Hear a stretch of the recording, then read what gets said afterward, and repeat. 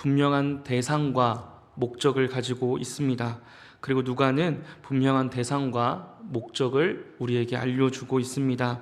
그 대상은 데오빌로라고 하는 한 각하라고 불리는 사람이며, 이 데오빌로라고 하는 예수님을 알고 있고 또 믿고 있던 한 사람의 믿음을 더욱 확실하게 하기 위해서 이 누가복음을 기록했다고 저자는 서두에 밝히고 있습니다. 초대교회는 이 데오빌로라는 한 사람이 예수님이라는 분을 이미 알고 있는 이방인 그리스도인을 대표하는 사람으로 생각하며 이 누가복음을 읽었습니다. 누가복음은 예수님을 알고 있는 이방인 그리스도인을 향해서 쓴 예수님에 대한 서신입니다. 그러니까 누가복음은 대상에 있어서 이방인인 우리에게 조금 더욱 가까운 복음서라고 볼 수 있습니다. 누가복음의 목적은 이미 예수님을 알고 있는 것을 확실하게 하는 것이라고 누가는 말하고 있습니다. 예수님에 대해서 알고 있는 것을 확실하게 하는 것입니다. 오늘 본문, 우리가 읽었던 본문은 그 예수님의 탄생에 대해서 특별히 마리아와 엘리사벳이 만나는 장면을 기록하고 있습니다. 오늘 본문을 이해하기 위해서 예수님께서 잉태되었던 사건과 또 세례 요한이 잉태된 사건을 우리가 살펴보면 조금 더 오늘 본문을 이해하기 좋을 거라 생각이 듭니다. 누가는 사가랴와 엘리사벳에게 아이가 잉태되는 장면을 우리에게 먼저 보여줍니다.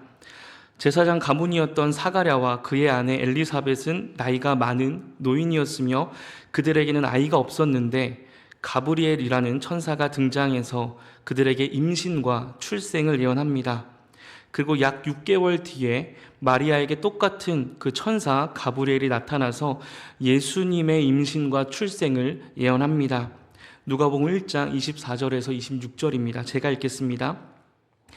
이후에 그의 아내 엘리사벳이 잉태하고 5달 동안 숨어 있으며 이르되 주께서 나를 돌보시는 날에 사람들 앞에서 내 부끄러움을 없게 하시려고 이렇게 행하심이라 하더라. 6째 달에 천사 가브리엘이 하나님의 보내심을 받아 갈릴리 나사렛이란 동네에 가서, 누가복음 1장은 세례 요한과 예수님의 놀랍고도 신비로운 잉태를 기록하고 있습니다. 그리고 누가는 이 세례 요한과 또 예수님의 잉태를 매우 유사하게, 매우 비슷하게 기록하고 있습니다. 우리 표를 잠깐 살펴보겠습니다. 세례 요한이 잉태되었던 사건과 또 마리아의 아들 예수님께서 잉태된 사건을 기록한 표입니다. 잘 보시면 아시겠지만 그 내용이 굉장히 유사합니다. 사가랴에게도 가브리엘이 찾아와서 무서워하지 말라, 내 아내 엘리사벳이 아들을 낳을 것이요 그의 이름을 요한이라 하라. 그가 주 앞에 큰 자가 되며, 또 사가랴가 보고 놀라며 두려워하니 내가 이것을 어떻게 하리오? 라고 사가랴가 대답할 때에 또 보라, 내가 말 못한 자가 되어라며 가브리엘은 표징을 보여줍니다. 이것과 비슷하게 가브리엘은 마리아를 찾아가서 이렇게 이야기합니다. 무서워하지 말아라. 내가 잉태하여 아들을 낳을 것이다. 또 그 이름을 지어주시는데 예수라고 짓습니다. 그는 큰 자가 되고, 또 마리아는 그 말을 듣고 사가랴처럼 두려워합니다. 그리고 마리아는 이렇게 고백합니다. 어찌 이 일이 있으리일까? 그리고 가브리엘은 그에게 표징을 하나 주는데 보라, 내 친족 엘리사벳도 잉태하였다라고 이야기합니다. 우리가 표를 통해서 살펴본 것처럼 이 두 이야기는 매우 흡사합니다. 굉장히 비슷합니다. 그리고 이 이야기에 등장하는 하나님의 말씀을 전하는 그 사람도, 메신저도 동일한 가브리엘이라는 천사입니다. 누가를 기록한 이 성경 저자는 이렇게 두 사건을 매우 유사하게, 비슷하게 기록합니다. 이것을 반복 기법이라고 합니다. 이러한 반복을 통해서 저자는 한 가지 사실을 전달합니다. 그 한 가지 사실은 이 똑같은 이 이야기는 모두 한 하나님께서 행하신 하나님의 능력으로 베푸신 은혜였다. 그 출처가 모두 하나님으로부터 시작된 것이다 라는 것을 우리에게 알려줍니다. 하나님께서 보내신 가브리엘을 통해서 엘리사벳과 마리아는 놀라운 방식으로 아이를 갖게 됩니다. 거의 비슷해서 똑같은 이야기가 반복되는 것처럼 성경 저자는 비슷하게 엘리사벳과 마리아의 잉태를 기록하면서 이 모든 것은 한 분 하나님으로부터 시작되었다는 사실을 보여줍니다. 성경 저자는 주로 이런 반복 기법을 사용합니다. 그런데 이러한 반복을 통해서 이러한 한 분 하나님으로부터 왔다라는 사실을 보여주면서 또 그 반복 안에 조금 세미한 차이점을 보여줍니다. 이 반복의 차이점을 보여주는 이유는 그 차이점을 통해서 성경 저자가 강조하고 싶은 이야기가 있다는 사실입니다. 거의 유사한 두 사건의 그 차이점은 세례 요한의 부부는 세례 요한의 그 아버지 어머님은 노년의 부부였고 또 그들은 노년이었지 아직 부부로 있었다는 사실입니다. 그러나 마리아는 어떻습니까? 처녀였습니다. 남자를 알지 못하는 처녀였습니다. 그리고 세례 요한은 앞으로 오실 메시아의 길을 준비하는 자로 성경은 묘사하고 있고 또 마리아가 낳을 예수님은 하나님의 아들로 우리를 구원할 구원자로 소개하고 있습니다. 두 사건은 모두 하나님께서 하신 신비로운 사건이라는 공통점을 보여주고 있지만 예수님의 잉태는 세례 요한의 잉태와는 격이 다르다는 사실을 오늘 성경은 이 차이점을 통해서 우리에게 보여줍니다. 오늘 우리가 읽은 이 본문은 예수님이 세례 요한과는 그 시작부터가 다른 분이라는 사실을 명확하게 말해주고 있습니다. 누가복음 1장 39절에서 43절입니다. 한 절씩 함께 교독하도록 하겠습니다. 제가 먼저 읽겠습니다. 이때 마리아가 일어나 빨리 산골로 가서 유대한 동네에 이르러 엘리사벳이 마리아가 문안함을 들으매 아이가 복중에서 뛰노는지라 엘리사벳이 성령의 충만함을 받아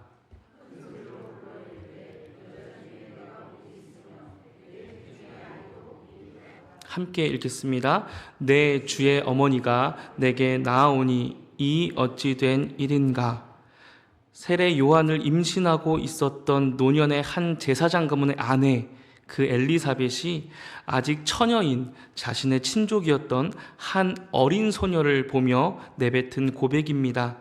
내 주의 어머니가 내게 나아오니 이 어찌 된 일인가. 이 고백을 통해서 우리는 우리가 알고 있었던 예수님이 어떤 분인지를 다시 한번 확인할 수 있습니다. 예수님은 세례 요한과 거의 비슷하게 신비로운 모습으로 잉태되셨습니다. 그러나 그 어떤 놀랍고도 신비로운 탄생들과는 격이 다른 모습으로 잉태되셨다는 사실을 성경은 우리에게 알려줍니다. 세례 요한과 예수님의 탄생은 자주는 아니지만 구약 성경에서 찾아볼 수 있는 장면과 유사합니다. 아브라함과 사라에게 주신 그 이삭, 엘가나와 한나에게 주신 사무엘, 삼손의 부모였던 마노와 그의 아내를 통해서 우리는 하나님의 능력으로 탄생하게 된 인물들을 구약 성경을 통해서 만나볼 수 있습니다. 세례 요한도 마찬가지고 예수님도 마찬가지입니다. 모두 하나님의 놀라운 능력으로 탄생된 사람들입니다. 그러나 예수님은 이런 신비한 하나님의 능력의 탄생과는 격이 다른 모습으로 태어나셨습니다. 남자를 알지 못하는 처녀의 몸에서 태어나셨고 성령으로 잉태되셨고 죄인들을 구원하시기 위해 구원자라는 목적을 가지고 잉태되셨습니다. 누가복음의 저자는 오늘 말씀을 통해서 우리에게 예수님이 어떤 분인지를 알려주고 있습니다. 예수님은 세례 요한과는 그 격이 다른 하나님의 아들이셨습니다. 예수님은 하나님의 아들이십니다. 그것을 오늘 성경 저자는 치밀하게 우리에게 보여주고 있습니다.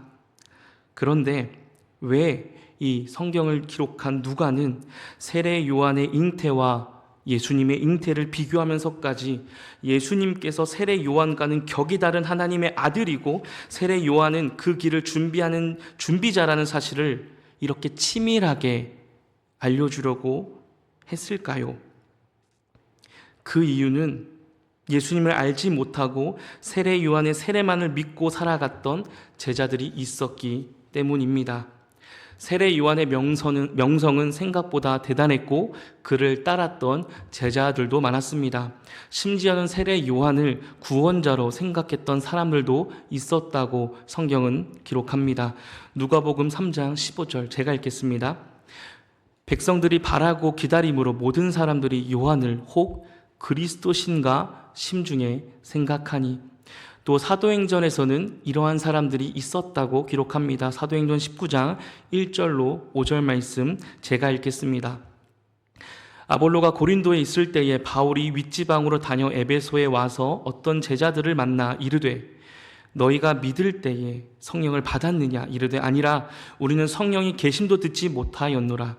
바울이 이르되 그러면 너희가 무슨 세례를 받았느냐? 대답하되 요한의 세례니라. 바울이 이르되 요한이 회개의 세례를 베풀며 백성에게 말하되 내 뒤에 오시는 이를 믿으라 하였으니 이는 곧 예수라 하거늘 그들이 듣고 주 예수의 이름으로 세례를 받음이. 사랑하는 성도 여러분, 믿음은 대상이 중요합니다. 믿는 나라는 내가 중요한 것이 아니라 내가 믿는 그 대상이 중요합니다. 사람들은 자신이 믿는 대상이 세례 요한이었다라고 이야기합니다. 또 누구는 세례 요한의 그 세례를 믿었다라고 이야기합니다. 그것이 나를 구원해 줄 것이라고 믿었다고 이야기합니다. 믿는 대상이 잘못된다면 그 믿음은 아무리 높고 깊고 열심히 있다 하더라도 잘못된 믿음은 우리를 구원해낼 수 없습니다. 그러니 우리는 누가복음에서 말하듯이 아는 일에 더욱 확실히 해야 합니다. 세례 요한의 세례만을 알고 있었던 사람들에게 바울은 세례 요한의 말을 통해서 예수님이 우리의 구원자라고 전했고 그들이 그 이야기를 듣고 나서야 예수님의 이름으로 세례를 받게 됩니다. 다시 한번 사도행전 19장 4절에서 5절을 보겠습니다. 바울이 이르되 요한이 회개의 세례를 베풀며 백성에게 말하되 내 뒤에 오시는 이를 믿으라 하였으니 이는 곧 예수라 하거늘 그들이 듣고 주 예수의 이름으로 세례를 받으니. 누가는 예수님을 알지 못하고 세례 요한만을 알고 있던 자들에게 예수님을 알리기 위해서 세례 요한과 예수님의 탄생을 비교하며 우리에게 알려줍니다. 이 말은 우리가 알고 있는 것을 점검하라는 신호이기도 합니다. 우리가 지금 현재 믿고 있는 대상이 세례 요한은 아닙니다. 그때 당시에 있었던 세례 요한을 믿었던 제자들처럼 우리가 현재 세례 요한을 믿고 있지는 않습니다. 우리는 예수님을 믿습니다. 그렇다면 어떤 예수님을 믿고 계십니까? 그 예수님은 하나님께서 우리에게 알려주셨고 예수님 본인이 알려주신 그 예수님이 맞으십니까? 예수님을 알고 있는 자들에게 그 알고 있는 것을 더욱 확실하게 하도록 오늘 성경은 이 성경 말씀을 통해서 예수님을 더욱 알아가며 우리가 믿는 예수님을 더욱 알고 그분을 믿는 믿음이 확실해지도록 이 성경을 기록했습니다. 오늘 본문은 그 예수님을 아는 일에 확실해지라고 이야기하고 있습니다. 부디 우리가 믿는 예수님을 더욱 알고 그분을 믿는 그 믿음이 확실해지셨으면 좋겠습니다. 오늘 본문은 예수님을 아는 일을 위해서 기록했다는 사실을 기억하며 오늘 본문을 더 살펴보도록 우리에게 요청합니다. 오늘 본문은 마리아와 엘리사벳의 만남을 기록하고 있습니다. 이 장면을 통해서도 예수님이 어떤 분이신지 우리에게 알려주고 있습니다. 오늘날 우리가 읽은 본문을 통해서 마치 세례 요한처럼 예수님이 아니라 한 사람에게 초점을 맞추는 일이 있습니다. 오늘 본문이 그러한 문제를 발생하게 만들기도 합니다. 오늘 본문에 등장하는 그 마리아가 그 주인공입니다. 마리아의 초점을 맞춰서 마리아를 신성시하고 예수님의 어머니인 마리아를 성인으로 추대하며 그녀를 믿음의 대상으로 여기는 경우가 존재합니다. 예수님은 거룩한 분이시기 때문에 마리아도 거룩해야 한다는 나름의 논리적 생각을 가지고 본문을 해석해서 마리아를 높이는 경우가 있습니다. 그러나 성경은 마리아가 아니라 예수님을 계속해서 알려주고 있다는 그 사실을 놓쳐서는 안 됩니다. 누가복음은 우리가 알고 있는 사실에 대해서 더욱 확실하게 하기 위해서 기록했습니다. 우리가 알고 있는 그 사실은 예수님입니다. 우리가 믿고 있는 예수님이 어떤 분이신지를 우리는 계속해서 점검해 나가야 합니다. 그분을 믿는 믿음을 확실히 하기 위해서 하나님께서는 마리아라는 여인과 엘리사벳의 만남을 오늘 우리에게 보여주시는 것입니다. 마리아보다는 마리아를 통해 하나님께서 어떻게 하나님을 믿으며 예수님을 믿게 되는지 그 과정을 오늘 우리에게 보여주십니다. 물론 마리아라는 한 여자아이의 순종과 그의 행동의 결단은 우리가 본받아야 할 모습이란 사실은 분명합니다. 그 당시 정혼을 한 여인이 아이를 가졌다라는 사실은 자신의 남편을 기다리지 않고 다른 남자와 관계를 가져서 부정을 저질렀음을 보여주는 증거였습니다. 그 결과는 파혼이고 혹은 죽음까지도 염두에 두어야 하는 상황이었습니다. 그런 상황에서 마리아의 고백은 순종의 모습을 보여줍니다. 누가복음 1장 38절입니다. 마리아가 이르되 주의 여종이오니 말씀대로 내게 이루어지이다 하매 천사가 떠나가니라. 마리아는 순종의 모습을 보여줍니다. 그러나 이런 마리아의 모습은 마리아의 위대함을 보여주기보다는 우리가 예수님을 믿게 되는 과정과 예수님을 알려주시는 그 하나님의 방식을 우리에게 보여줍니다. 정리하면 마리아의 모습은 마리아의 영웅적인 모습보다는 우리에게 믿음을 주시고 그 믿음을 자라게 하시는 하나님을 보여줍니다. 누가복음 1장 38절에서 40절을 제가 읽겠습니다. 마리아가 이르되 주의 여종이오니 말씀대로 내게 이루어지이다 하매 천사가 떠나가니라. 이때에 마리아가 일어나 빨리 산골로 가서 유대 한 동네에 이르러 사가랴의 집에 들어가 엘리사벳에게 문안하니, 마리아는 천사 가브리엘에게 그 말씀이 이루어질 거다라는 그 고백을 한 뒤에 곧바로 엘리사벳에게 문안하며 떠나갑니다. 마리아가 믿음의 고백을 한 뒤에 엘리사벳을 만나러 간 이유는 하나님께서 보내신 천사 가브리엘의 말 때문이었습니다. 본문 36절에서 37절입니다. 보라, 내 친족 엘리사벳도 늙어서 아들을 배었느니라. 본래 임신하지 못한다고 알려진 이가 이미 6달이 되었나니 대저 하나님의 모든 말씀은 능하지 못하심이 없느니라. 하나님께서 보내신 천사 가브리엘의 말을 듣고 마리아는 그것을 확인하기 위해서 바로 일어나 빨리 산골로 올라갑니다.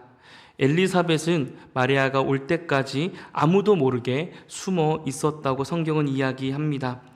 엘리사벳의 남편 사가랴 외에는 그 누구도 엘리사벳이 아이를 잉태하고 있었다는 사실을 몰랐습니다. 심지어 남편 사가랴는 가브리엘로 인해서 말을 못하게 되었습니다.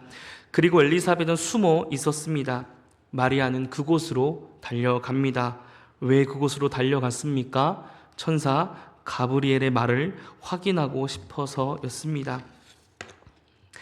엘리사벳을 만나고 엘리사벳이 나이가 들었음에도 하나님의 약속과 능력으로 그 엘리사벳에게 아이가 잉태되었다는 그 사실을 마리아는 확인하게 됩니다. 그리고 마리아의 믿음은 더욱 확실해집니다. 여러분, 마리아에게 믿음을 주신 분은 누구셨습니까? 하나님입니다. 그렇다면 마리아의 그 믿음이 자라나게 하시고 그 믿음을 확신으로 바꾸어 주신 분은 또 누구셨습니까? 하나님이셨습니다. 하나님께서는 엘리사벳을 통해서 마리아의 믿음을 확신으로 바꾸어 주셨습니다. 마리아는 결코 그 믿음이 완벽하다거나 거룩하다거나 완전한 여인이 아닙니다. 우리와 똑같은 부족한 사람입니다. 믿음이 필요하고 확신이 필요한 사람입니다. 다른 말로 하자면 하나님의 은혜가 필요한 사람입니다. 그래서 그녀는 하나님께서 준비하신 한 사람 엘리사벳에게로 찾아갑니다. 그리고 하나님의 놀라운 능력으로 아이를 임신한 나이가 많은 그 한 여인을 통해서 하나님께서 말씀하신 대로 아이를 잉태했다는 그 사실을 보게 되고, 엘리사벳을 통해서 마리아는 믿는 자라고 불리게 됩니다. 누가복음 1장 43절에서 45절입니다. 내 주의 어머니가 내게 나아오니 이 어찌된 일인가? 보라, 내 문안하는 소리가 내 귀에 들릴 때에 아이가 내 복중에서 기쁨으로 뛰놀았도다. 주께서 하신 말씀이 반드시 이루어지리라고 믿은 그 여자에게 복이 있도다. 마리아는 하나님께서 준비하신 엘리사벳을 만나고 나서야 하나님께 찬양을 드립니다. 마리아는 하나님께서 준비하셨던 엘리사벳을 만나고 나서야, 그제서야 하나님께 찬양을 드립니다. 누가복음 1장 46절에서 56절은 그 마리아의 찬양이 담겨져 있습니다. 엘리사벳과 마리아가 세례 요한과 예수님을 잉태한 사건을 통해서 하나님은 예수님에 대해서 알려주십니다. 그 당시에 있었던 세례 요한에 대한 오해를 그 사실을 통해서 입증하시고 점검하게 하셔서 예수님이 누구인지 알려주십니다. 그리고 이어서 나오는 마리아가 엘리사벳을 찾아가는 장면을 통해서 그 예수님을 믿게 되는 믿음의 여정을 우리에게 보여주십니다. 마리아는 하나님의 말씀을 듣고 찾아가서 확인합니다. 마리아는 하나님의 말씀을 듣고 찾아가서 확인합니다. 그리고 믿게 되고 그 믿음이 더욱 확실하게 됩니다. 마리아가 거룩해서가 아닙니다. 하나님이 그녀에게 믿음을 주시고 믿음을 줄 수 있는 그 사람을 그 주변에 주셨고 또 믿음을 자라게 하셨기 때문이란 사실을 기억하셨으면 좋겠습니다. 그리고 그 믿음을 주시고 그제서야 마리아는 하나님께 찬양을 합니다. 오늘 말씀은 우리에게 예수님이 어떤 분인지 알아야 한다는 사실을 다시 한번 말해줍니다. 우리는 나의 믿음, 나의 의지를 통해 믿지 않습니다. 하나님께서 주신 말씀을 통해서 믿습니다. 또 확인하고 또 확인하여 예수님이 어떤 분이신지, 내가 믿는 예수님은 하나님께서 말씀을 통해서 알려주신 예수님이 맞는지를 확인하고 점검하며 그 아는 일에 확실해지는 우리가 되었으면 좋겠습니다. 그렇다면 어떻게 확인하고 점검을 해야 합니까? 말씀을 통해서, 그리고 하나님께서 세우신 교회와 하나님의 사람들을 통해서 점검해 가시고 알아가시고 그 믿음에 확실해지는 우리가 되었으면 좋겠습니다. 말씀을 정리하겠습니다. 마리아는 엘리사벳을 방문하고 그곳에서 믿음이 확실해지며 찬양을 부릅니다. 그리고 그곳에서 3개월 동안을 지냈다고 성경은 말하고 있습니다. 성경은 그곳에서 3개월 동안 무엇을 했는지, 엘리사벳과 무엇을 했는지 알려주지 않습니다. 그래서 우리는 여러 가지를 생각해 볼 수 있습니다. 그 3개월 동안 엘리사벳과 마리아는 무엇을 했을까요? 하나님의 능력을 체험하고 그것을 나눌 수 있는 사람은 엘리사벳과 마리아밖에 없었습니다. 사가랴가 있었지만 사가랴는 아직 말을 못하는 상황이었습니다. 하나님의 그 은혜, 하나님의 역사하심을, 하나님을 알려주신 것을 나눌 수 있는 그 사람은 그것을 경험했던 엘리사벳과 마리아였습니다. 아마도 그 은혜를 나누며 함께 하나님을 확인하며 예수님이 어떤 분이신지, 세례 요한은 어떤 인물인지를 확인할 수 있는 과정이지 않았을까? 엘리사벳이 제사장은 아니었지만 아론의 자손이었습니다. 그렇다면 하나님을 알고 있던 나이가 많은 사람이었습니다. 그리고 의인이라고 불리는 사람이었습니다. 아마도 엘리사벳이 알고 있던 하나님을 나누고 마리아에게 하나님을 알려주지 않았을까 생각해 봅니다. 사랑하는 성도 여러분, 하나님은 우리에게 믿음을 주시는 분이십니다. 그 믿음을 확실히 하셨으면 좋겠습니다. 어떻게 확실히 합니까? 그 믿음을 믿음의 공동체 안에서 하나님께서 먼저 불러주신 교회와 말씀을 통해서 확인하시기 바랍니다. 그래서 우리의 믿음이 우리가 아는 것을 더 확실하게 하며 그 믿음이 견고해지시기를 바랍니다. 말씀을 통해서 하나님을 또 예수님을 더욱 알아가며 하나님께서 만나게 하신 공동체를 통해서 그 믿음을 점검하시고 그 믿음이 더욱 자라나고 예수님이 하나님의 아들이시며 우리의 구원자로 오셨다는 사실을 기억하며 내가 믿는 예수님이 과연 성경에서 이야기하고 있는 예수님이 맞는지, 하나님께서 우리 가운데 알려주신 그 하나님이 맞는지를 우리가 다시 한번 말씀을 통해서 점검하며 또 우리 가운데 허락하신 그 한 사람 한 사람을 바라보며 함께 나누며 그렇게 우리의 신앙을 점검하며 우리가 믿는 그 믿음이 확실해지고 그 확실해진 믿음을 가지고 살아가시는 우리 모두가 되기를 주님의 이름으로 간절히 축복합니다. 기도하겠습니다. 사랑의 하나님, 먼저 우리에게 찾아와서 우리에게 믿음을 주셔서 감사합니다. 그 믿음을 가지고 살아갈 때에 우리가 믿는 그 하나님이 또 예수님이 어떤 분인지를 우리가 더욱더 확실히 알게 하여 주시옵소서. 하나님께서 우리 가운데 알려주신 말씀을 통해서 내가 믿고 있는 하나님이 성경에서 알려주고 있는 하나님께서 말씀해 주신 하나님이신지를 분명히 알게 하시고 그 알게 된 믿음을 가지고 더 확실해지는 우리가 되게 하여 주시옵소서. 또한 하나님, 그 믿음을 점검할 때에 주님께서 우리 가운데 보내주신 교회 공동체를 통해서 주님이 주신 그 은혜를 나누며 하나님을 더욱더 확실히 알아가며 격려하며 위로하며 함께 하나님을 믿는 믿음이 자라나는 그런 우리 공동체가 될 수 있도록 인도하여 주시옵소서. 감사하며 예수님의 이름으로 기도드립니다. 아멘.